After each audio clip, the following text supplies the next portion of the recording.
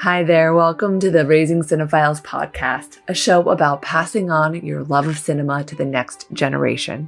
I'm your host, Jessica Kantor, and I have worked in all facets of the entertainment industry for the last 20 years, and recently became a mom. Always remember that myself and guests are speaking from personal experience, not giving parenting advice. Let's go ahead and dive into the episode.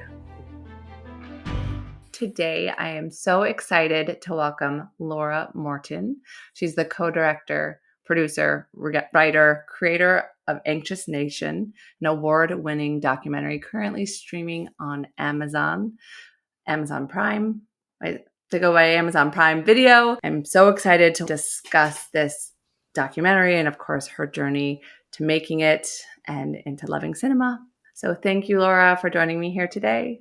Thank you so much. I appreciate you having me. Of course. And let's go ahead with the first question. What is your first movie memory? So I think my first movie memory is going to see Fiddler on the Roof. Ooh. And is that a first in an answer?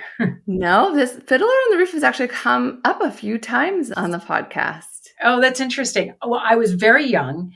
And what I vividly remember at the theater that I saw it at, it was a very large theater and a large screen. I think at the time, for sure, the biggest screen that we had. I grew up in suburban Detroit. And so I think it was one of the larger cinemas. And what I vividly remember was it was also a movie that had an intermission. And I just thought it was so amazing to experience this. And I loved the music. I loved, the story. I was very young when I saw it. But it definitely was something that, got my attention. And to this day, I love going to the movies. I know a lot of people don't actually go to the movie theater anymore, but I think there's nothing better than seeing a film as it was meant to be seen. Mm-hmm. I actually have a very distinct memory of Fiddler on the Roof, but the play from when I was, I must have been 5 or 6 at a community theater in Fort Myers, Florida, which is an interesting place to see a Jewish play. Sure. As like one of the very few Jews in that town. But I definitely really very clearly remember it. But yeah, it's come up a few times. And I wonder also if that memory is coming up for a lot of us right now with what's going on in the climate of things, and seeing our ancestry on screen is so poignant that I think it's hard to not come and touch those memories right now. I think that's one of the beautiful things about cinema in itself, is being able to understand where we come from. Absolutely. And, I'm a storyteller by trade, right? I'm an author of over 60 books and 21 New York Times bestsellers. And so I love a good story. Mm-hmm. And for me, I think people always ask me if I read a lot. And I don't actually. I do, when I'm researching things that I'm writing, but when I'm not writing, I go to the movies because that's my escapism. And I've always felt that way. Yeah, actually, I have an interesting question for you, because I always wonder if this is a thing of being Jewish, and maybe not, but I find movies were the place where I was allowed to feel anything but happy, because I feel like being a generation of survivors, we weren't allowed to be anything but thriving in our worlds and our homes. Mm-hmm. So that going to the movies was the place where we were allowed to be anything but perfect. Right. So I don't know if you felt that too, but I know that for me was the escapism of movies was like the safe place to like just feel everything else that we weren't allowed to feel. For me, because obviously, and that's such an interesting sensation that you had, I did not feel that. But what I did have was the fantasy world, right? So it allowed me to become a dreamer. It allowed me to be exposed to things that I otherwise would not have seen or understood. Mm-hmm. And, each one of those stories has an impact, right? Mm-hmm. And the stories of Chitty Chitty Bang Bang or Bed Knobs and Broomsticks, like things that obviously were not going to be something that were realistic, but the messages in those stories were always very impactful for me. Mm-hmm. And I lost my mom when I was 10.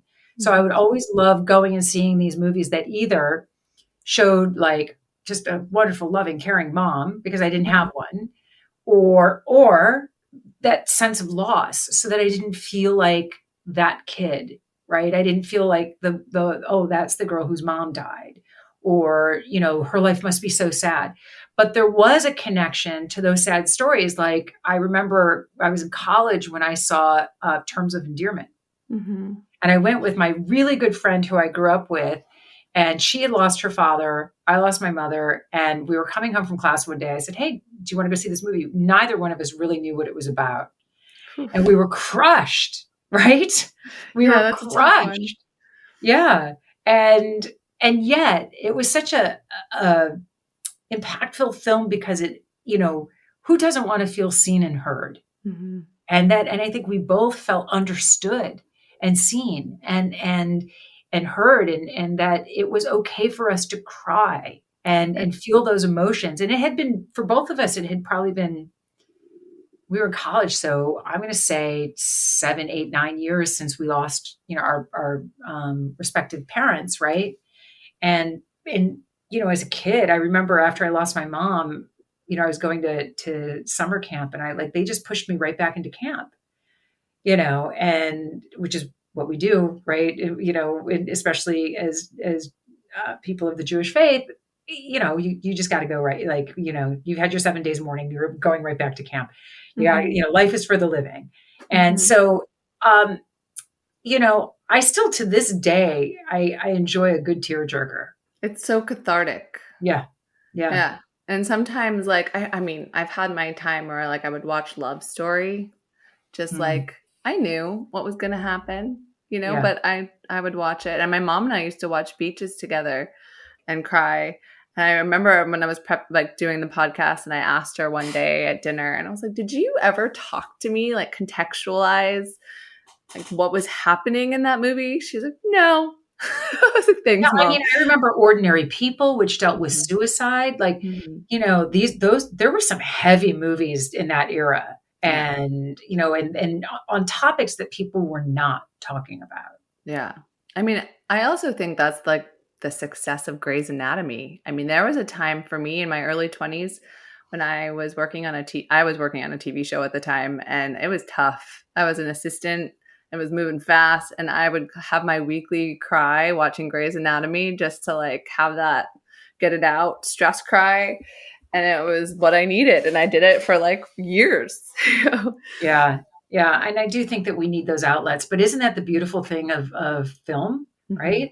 It really, it does provide that. If you need a good laugh, you see a comedy, right? Mhm. If you need a good cry, you see a tearjerker. If you want something that, is poignant and makes an argument about something that's important, you do that too. Like, you can pick your path, which I love. Yeah. The thing that I find interesting, and I'll tie this to parenthood, is I prefer to cry alone at home and laugh in a theater.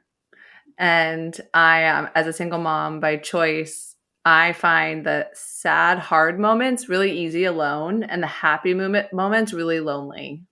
And I always prefer, like, I find those moments are the ones that I want to, like, bring, like, I look for a partner or my parents or, like, someone to share it with. That's when I want to Yeah. pull out the camera and be like, "See, this is amazing," So, yeah, I find myself wanting to go to the theater for the small, funny movies.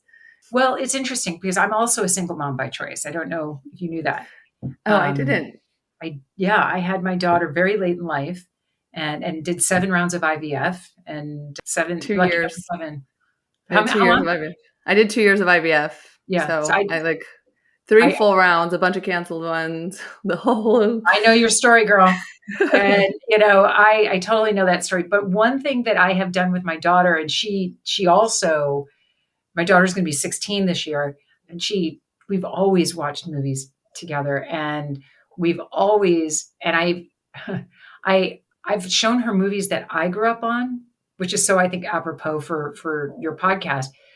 And it took her a while with some of them to want to sit there and embrace them, because how does Funny Girl compete with a Pixar movie, right? Mhm. And or a Disney movie? It's just a whole different kind of thing. But I think it was so important for her not only to see these films, films from a certain era, but also I felt like I wanted her to understand that lessons can come from many different places.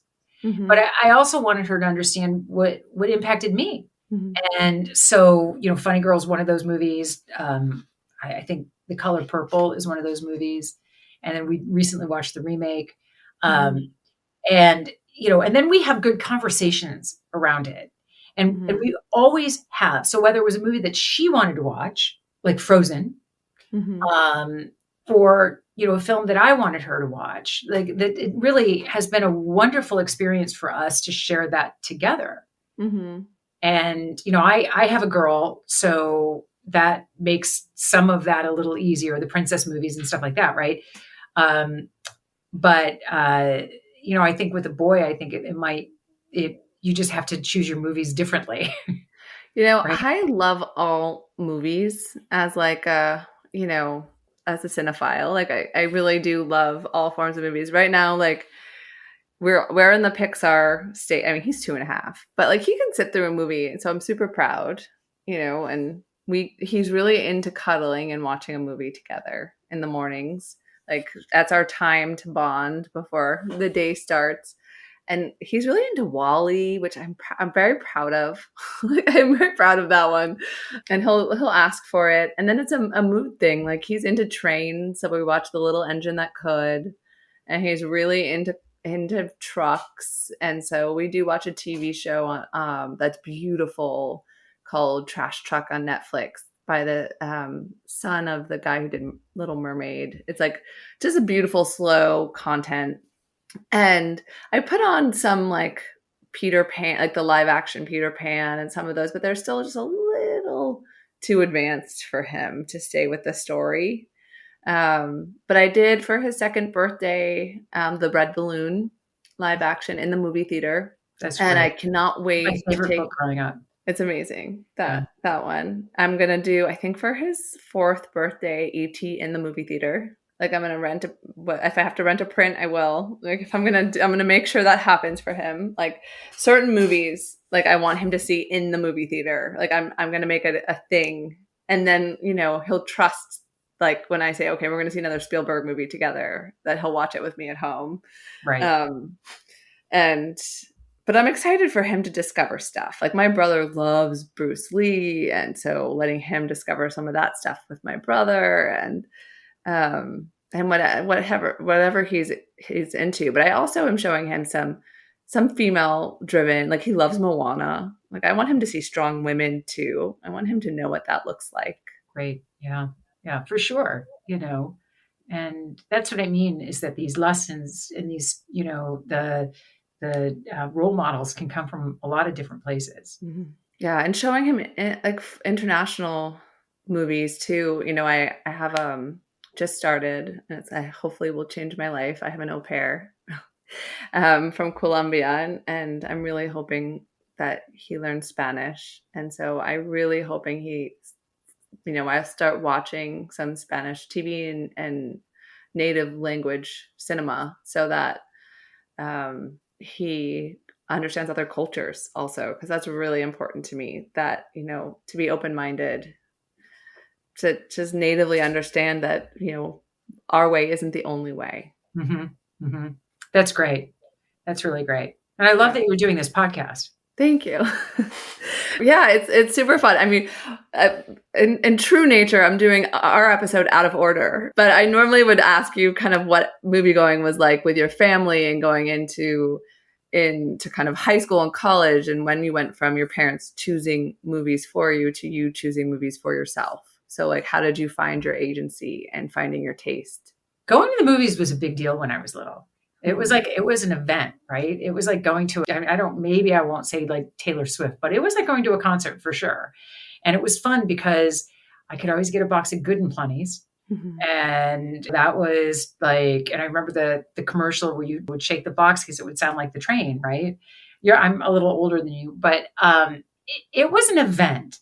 And so it was something that I looked forward to for all of those reasons. And it was, And in middle school, I think I started like, going to the movies with my friends, and our taste started getting a little more eclectic, and it was going into I was in the late 70s, at that point, going Mhm. into the 80s when I was in high school.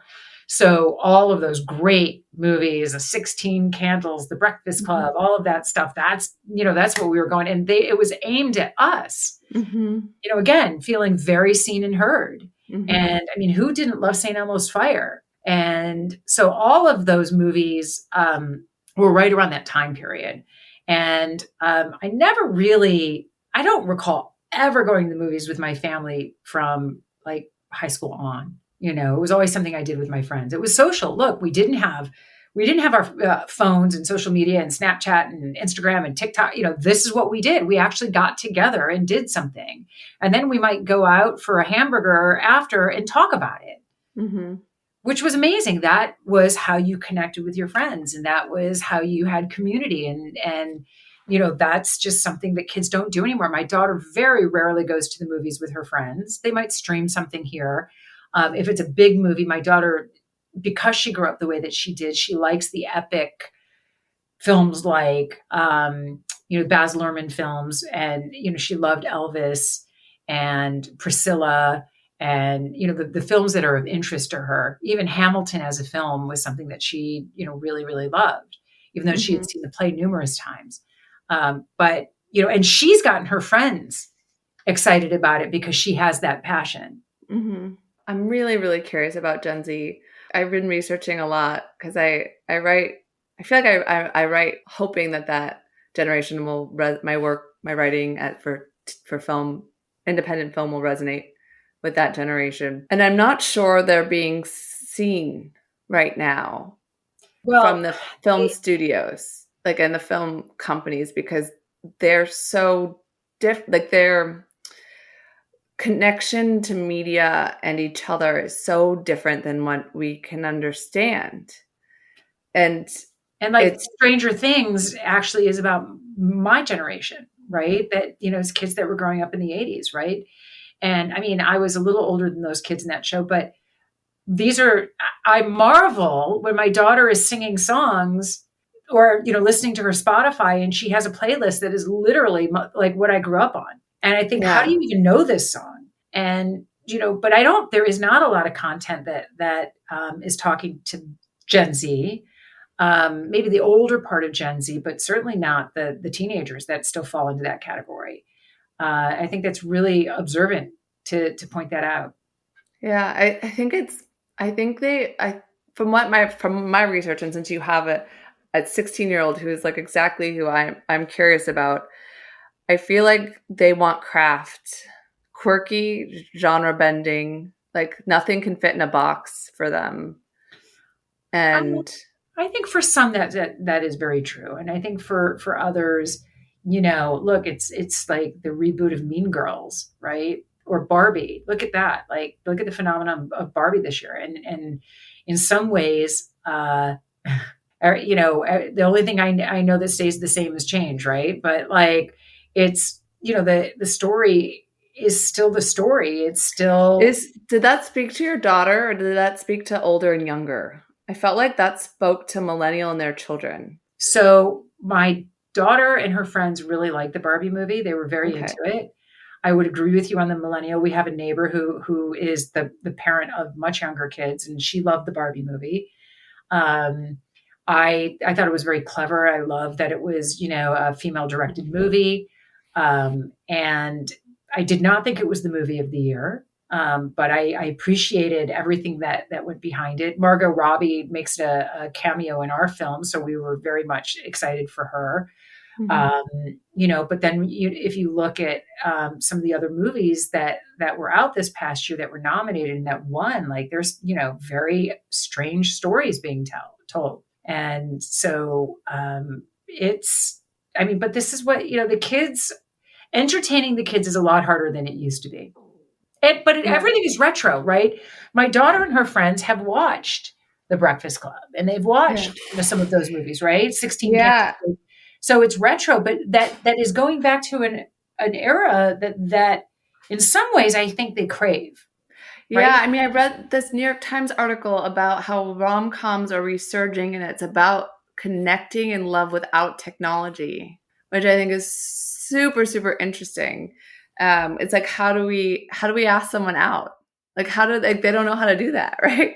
Like, it's like an interesting thing. And I spoke to the woman who does the family programming at the Academy Museum a couple episodes ago, and she talked to me about the teenagers going into the archive. They have like an amazing teenage program for filmmakers and or not even filmmakers, just for film like lovers. And they're like they pick movies and they like love Chinatown and they love like really just craft If you go to the oriented. museum, like they have the one of their biggest exhibits is Boys in the Hood.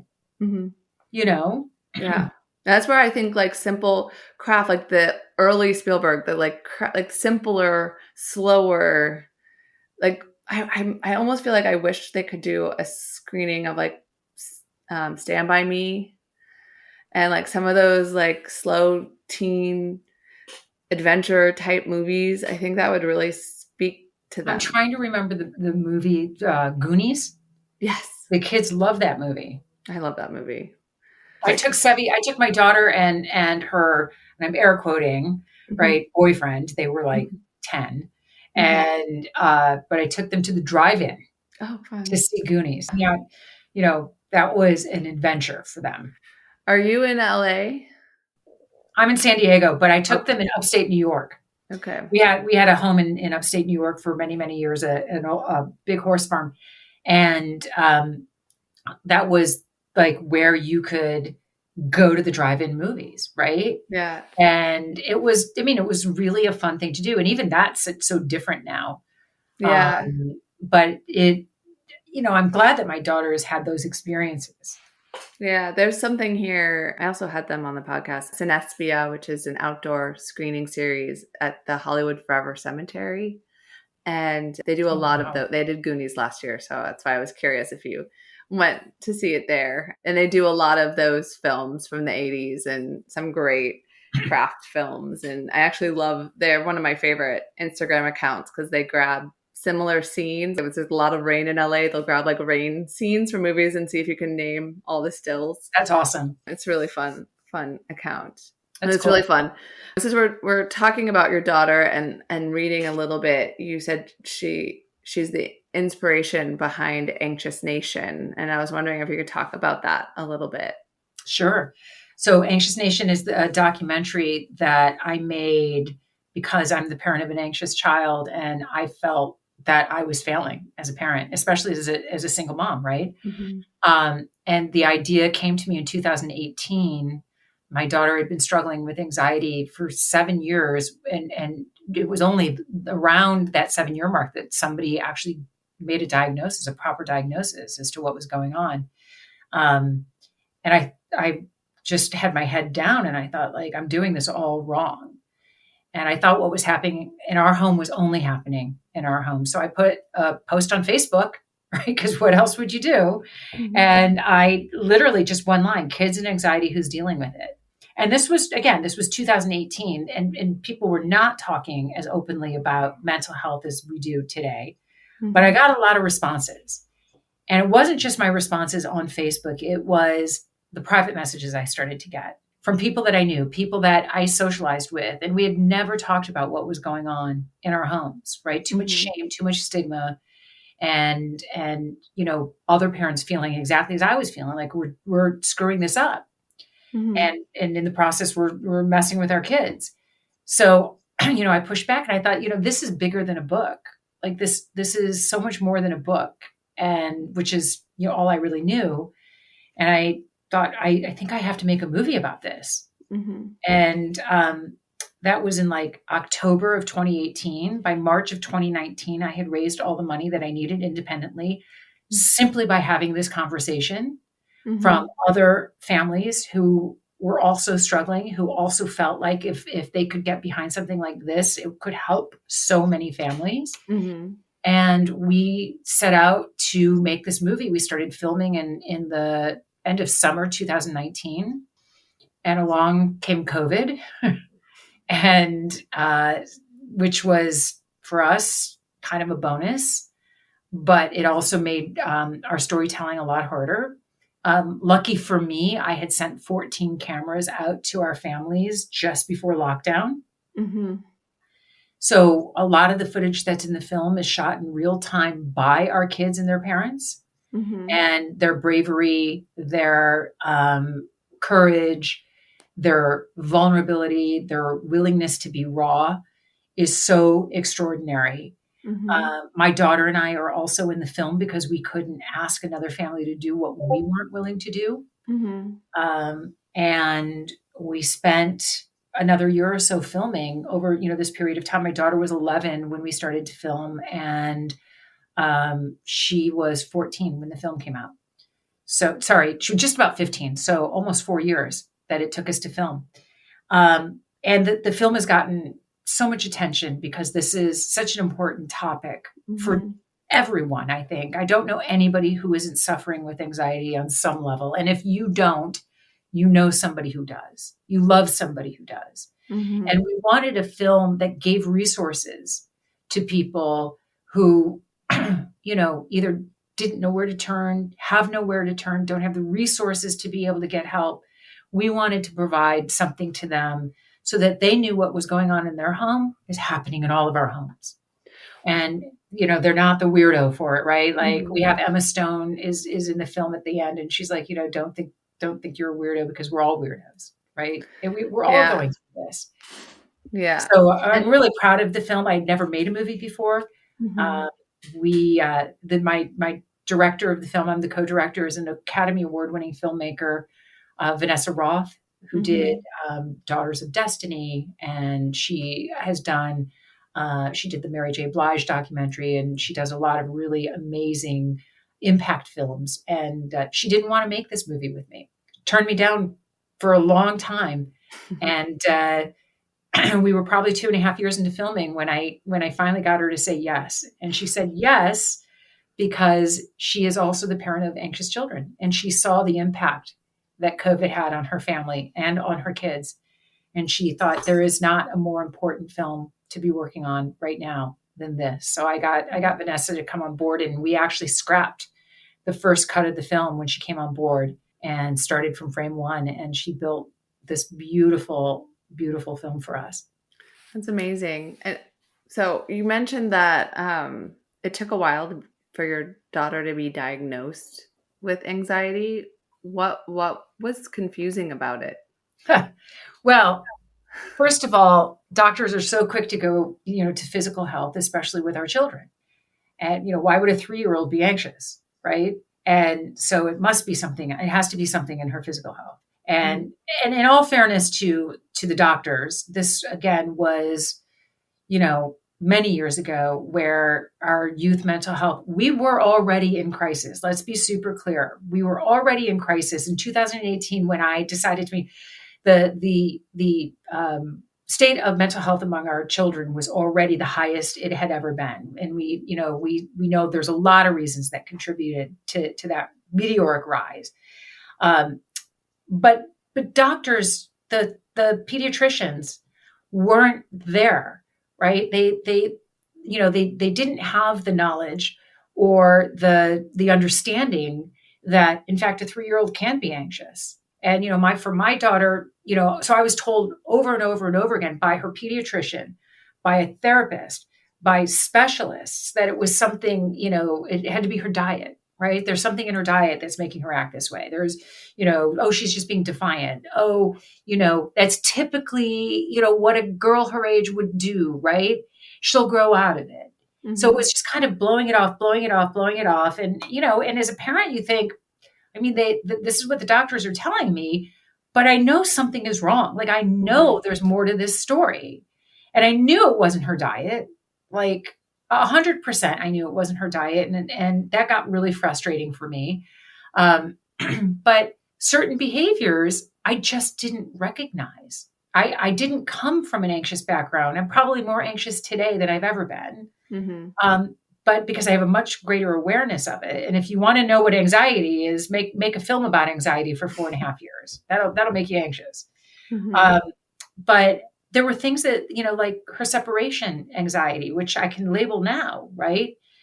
That her need for certainty, her fear of the unknown. There were just so many things that I just didn't think, when you tied them all together, it made sense. But individually, I didn't have the knowledge to identify what was really happening. So, like a lot of parents, we want to listen. Especially working parents, we're tired at the end of the day, right? So we want to take that path of least resistance. You have an au pair now, but I know you know what I'm talking about. Like at some point, you just go, fine, get in my bed, right?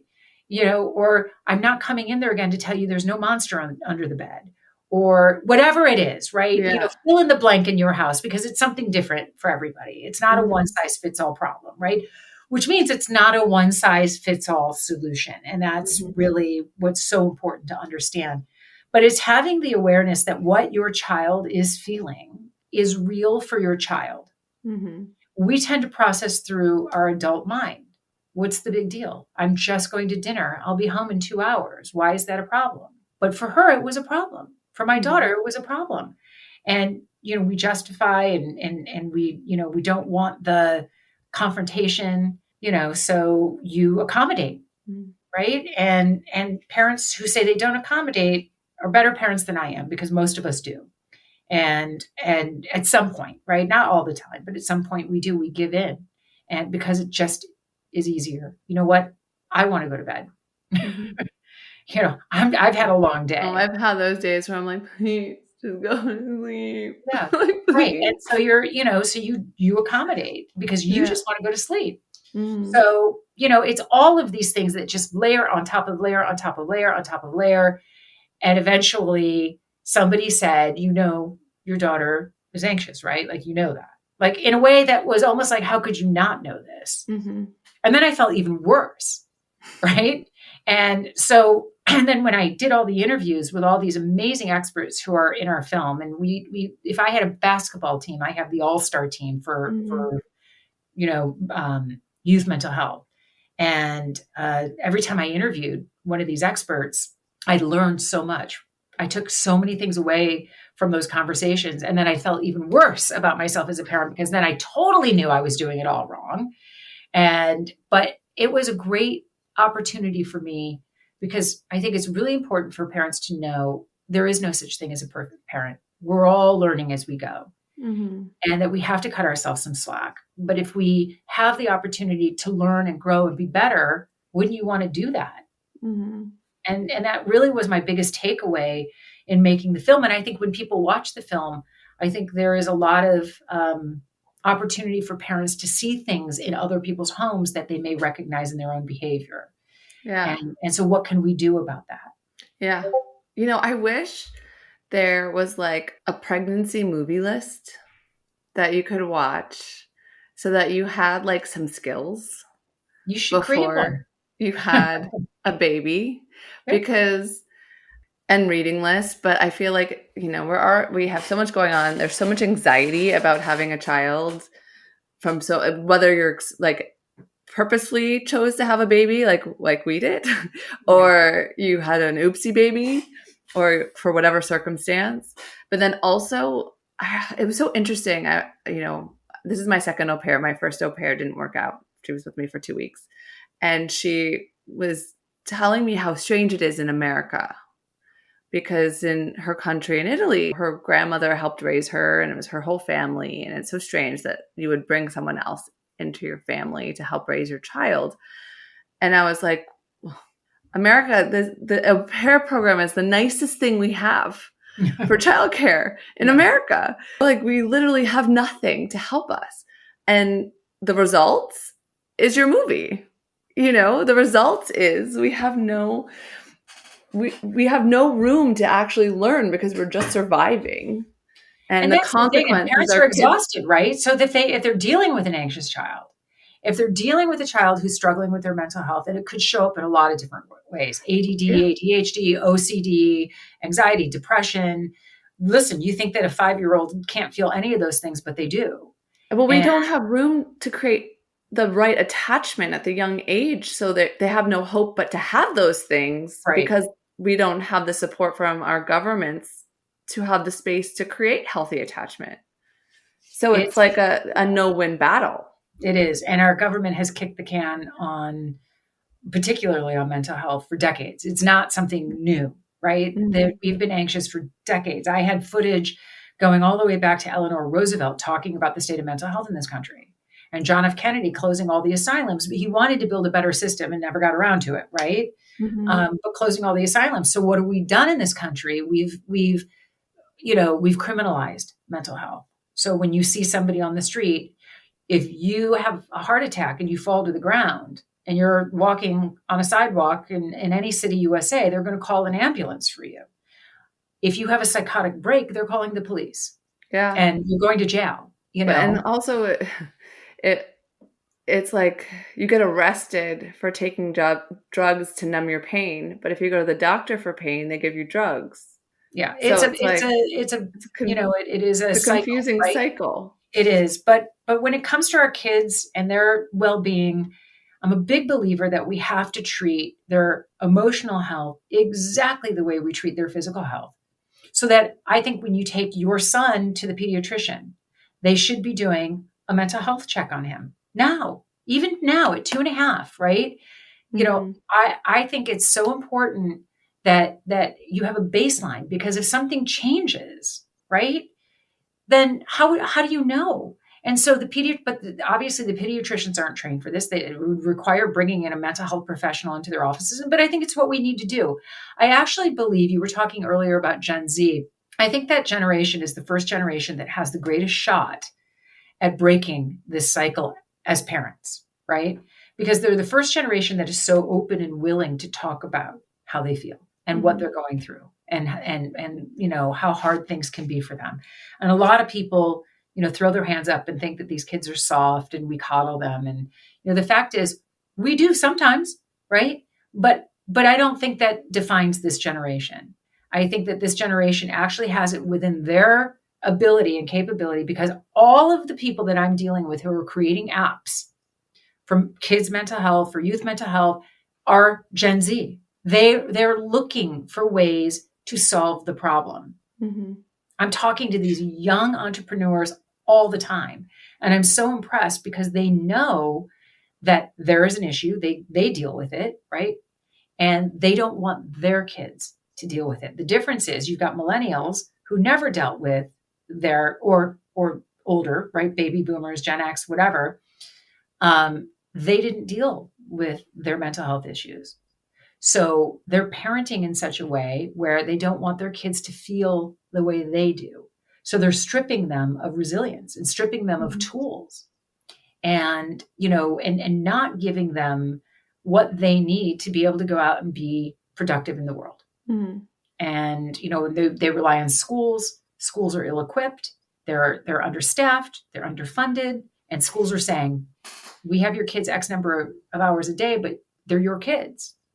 There's a little movement across like my parenting groups, which may make you feel happy to know, which is like a version of gentle parenting, which I don't know if you know that world, which is, really in my mind, parenting yourself, like having like when knowing when I'm triggered, so I don't take that out on my child. And it's kind of a first step in that direction, because I think a lot of the times like we haven't learned how to react properly, how to feel our feelings. That's exactly what I'm saying. And that is, we actually addressed that in our film with Dr. Shafali.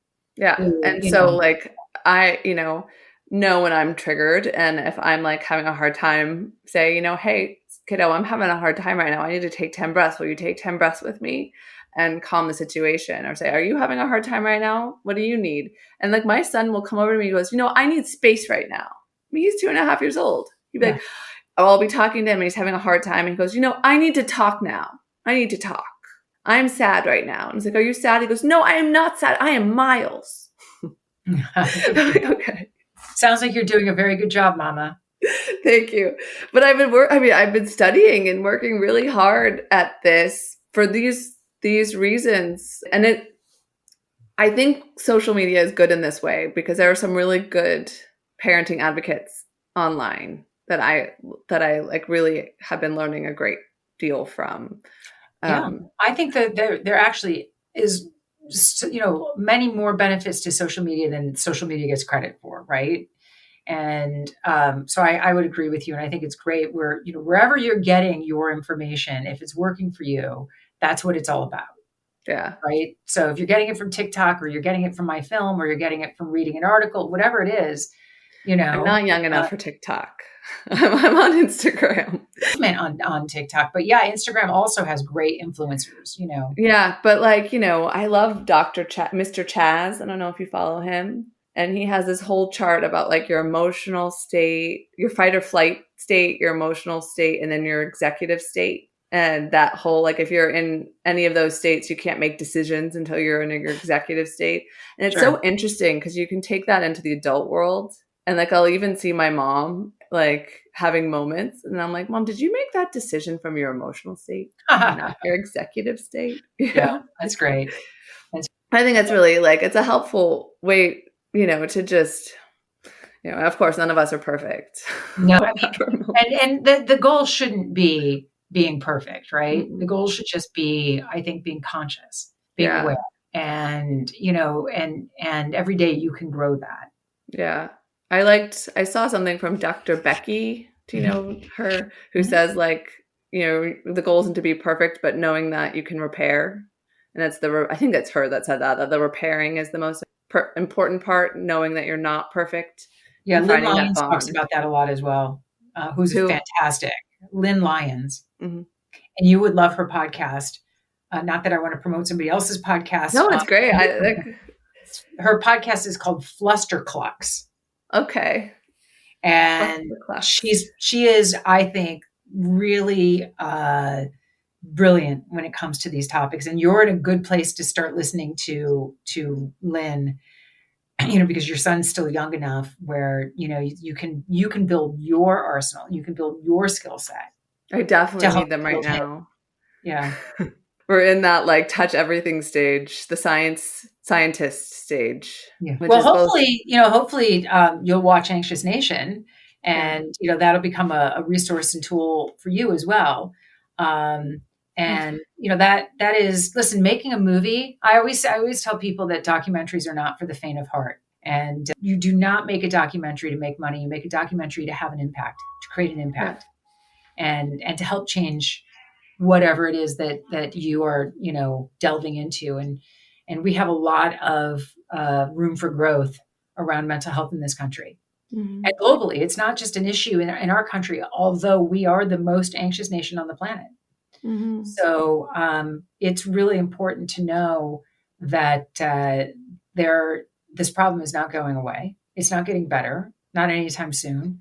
So what do we do, right? I always love to quote John Kabat-Zinn. We can't, change the tide, but we can learn to surf. Mm-hmm. And our job as parents, by the way, this is so important, is, we have to prepare our kids for the weather, right? We can't change the weather. Like, that's not our job. And it's also not within our ability. Mm-hmm. But if I know it's going to rain, I make sure you have your raincoat. Yeah. Well, I keep saying to the head of our preschool, because I'm starting to think about TK and kindergarten and which place is going to be the right place for him and which place is the right place for me, community-wise. And my biggest thing I keep reminding myself is I want him to be able to be his weird self for as long as possible. Because I think that also is what creates anxiety in someone, is when you're pressured to be anything but you. Yeah, but a lot of parents do that to their own kids, right? Mm-hmm. We want our kids to be a reflection of us, right? Mm-hmm. And that was probably one of my other big takeaways from making Anxious Nation was I've always fostered my daughter's individuality, right? Mm-hmm. But I think one of my biggest takeaways was allowing her to be exactly who she is and not who I want her to be. Mm-hmm.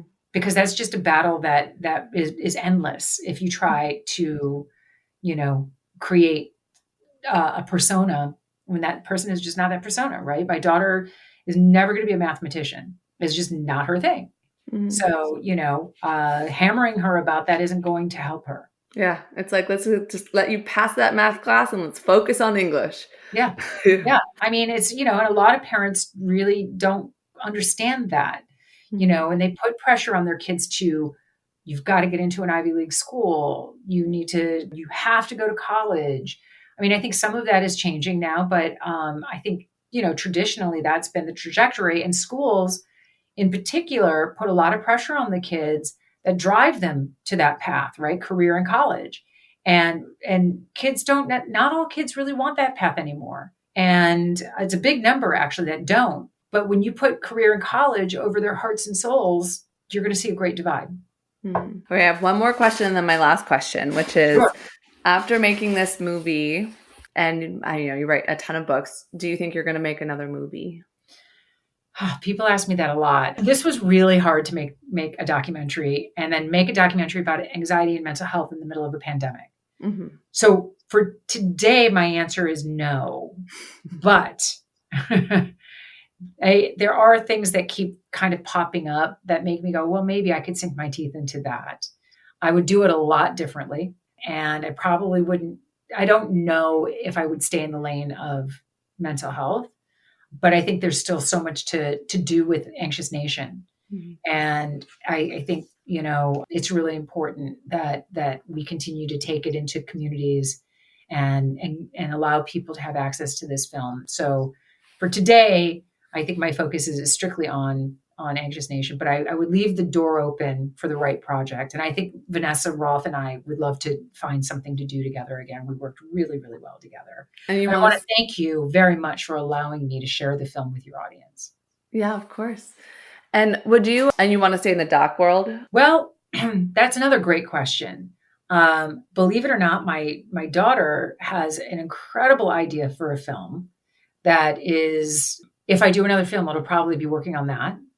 Nice. And it is something that has gotten a lot of attention from a lot of people. And we're just trying to figure out, she's going to be 16, but she has this amazing film idea. And so we're trying to figure out what to do to kind of put a pin in it until she's out of high school. And then her year between high school and maybe going to college will be spent on developing that film. Did you see 13? Yeah. Because that's like a nice kind of teenage/adult writing together. Yeah.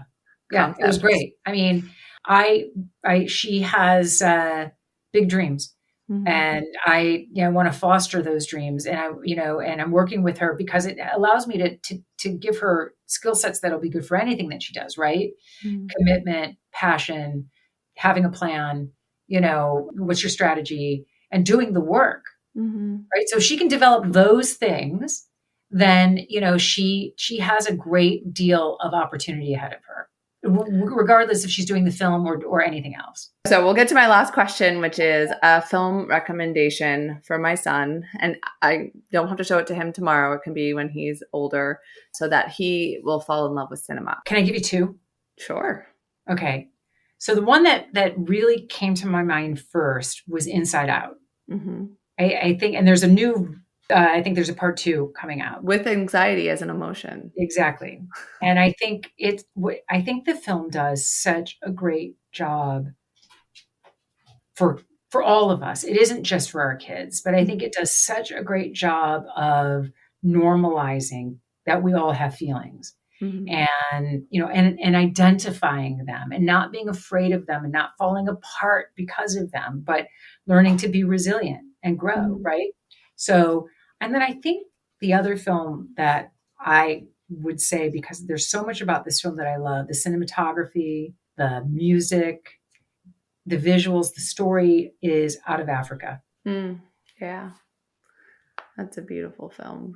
It is a beautiful film. And I think that it's such a great story. And I think it's a film that really shows what a soundtrack can do for a film. And I think sound is so important.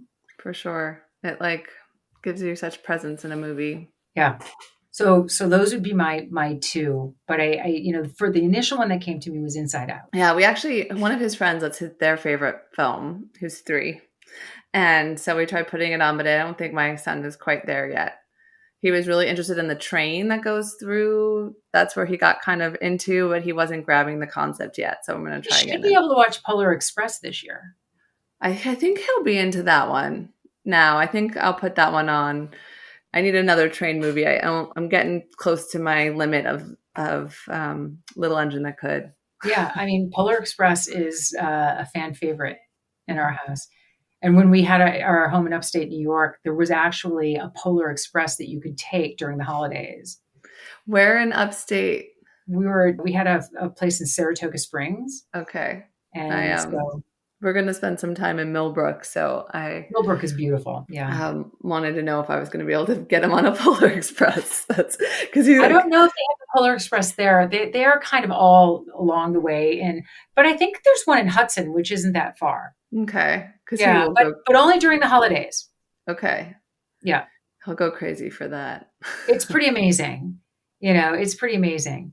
And it's an experience that my daughter's never forgotten. That's very cool. Yeah. Well, thank you so much for joining me today. Thank you for having me. I really appreciate what you're doing. This was a fun conversation to have. I hope that I brought some value to your listeners, and what a pleasure to meet you. Yeah, such a pleasure. Thank you. Have a good one. Please don't forget to like and subscribe. New episodes release every Wednesday. And leave a comment and let me know which movie you think I should show my son. Until next time, take care.